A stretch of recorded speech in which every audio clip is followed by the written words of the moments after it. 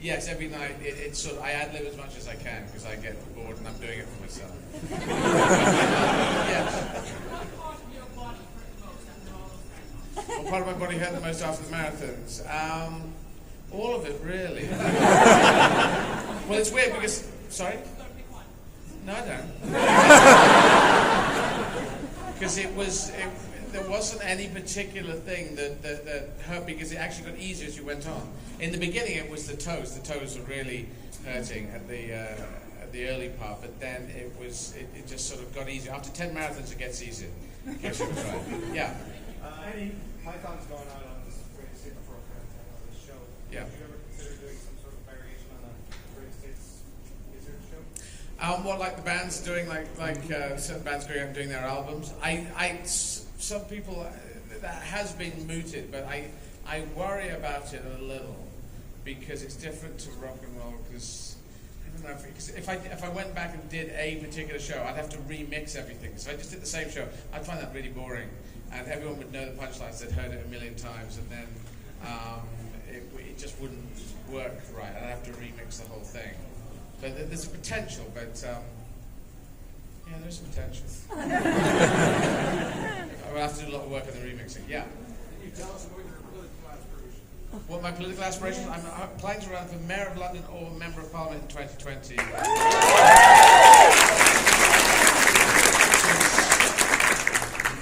Yes, and that is my plan. I'm running for the Labour Party, and I've already told everyone about it. I've told the press about it, so they know. I announced it about 10 years in advance, which is unusual thing. So I wanted to test the water and see what the reaction was, whether it was laughed out of court, it's sort of been entertained, and now they've done polling and stuff. So I'm sort of out there. So everything, I'm campaigning as of now. Toronto might have a vacancy. Well, exactly. I've heard Montreal has a bit of a problem.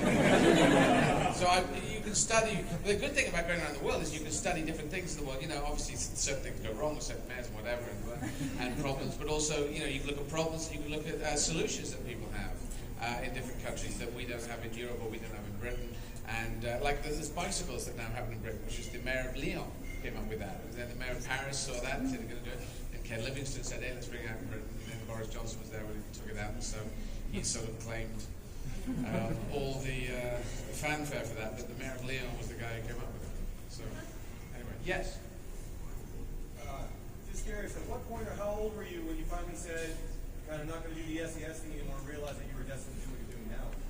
When I said I was not going to do the what, sorry? The SAS. Oh, the SAS thing. It was when I went on this special course. I was about 15, 16. I did this course. Didn't do terribly well on the course. But I came back. There was another guy from my school who went on this course. He came back. He got promoted, and I didn't, which sort of pissed me off. I thought, an extra strike. It was all kind of meaningless anyway. And then I thought, World War II was a very clear war for me. You know, trying to stop extremists, the fascists, and their murder. And it just seemed a very clear war to get in. But all the other wars have been actually kind of curious and difficult to see. And I thought the people at my school might be telling me to go and do a certain war. And then there was all this, I wanted to perform, I really wanted to do that. And I knew I was a transvestite, and that wasn't all going to fit together. But then the marathons was kind of like me doing selection for the military. The 43, when I did that, that was my kind of non-aggressive way of doing that. So yeah, I was about 15, 16, 17. About 17 when I started now. Yeah? Any advice to stand-up comedians starting out? Any advice to stand-up comedians starting out? You have to do 100 gigs. As a friend once said, you have to just get hours on stage. There's this film, The Battle of Britain, the film which you might have seen. And in it, there's a bit where they say, how many hours in Spits and how many hours in Spitfires? Basically, because the people have only done 9 hours and 10 hours in Spitfires, and they're going up against the Luftwaffe. And they say, you've got to get the practice in, otherwise you're just going to crash and burn. And that's kind of how it is in stand-up. You just have to do it. The great thing is that you can crash and burn as a stand-up, which is humiliating to stand on stage and have people shout, fuck off, you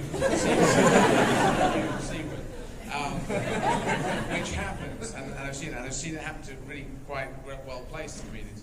And it's quite humiliating, but to crash and burn and then to go back and keep building it up, that's the thing. So you just have to get the hours on stage. There is no other easy way into it. It's a bit like driving a car. You can't get really good at driving a car without driving the car. If you talk to ask Sir Alex Ferguson about working at Manchester United. He said the people, David Beckham was always out, Cristiano Ronaldo was always, they were always out there training. He had to ask them to come in and stop training too much. But it's putting the hours in, which is going to do it for 10,000 hours that Malcolm Gladwell talks about. Yeah. What happened to Doug Rich?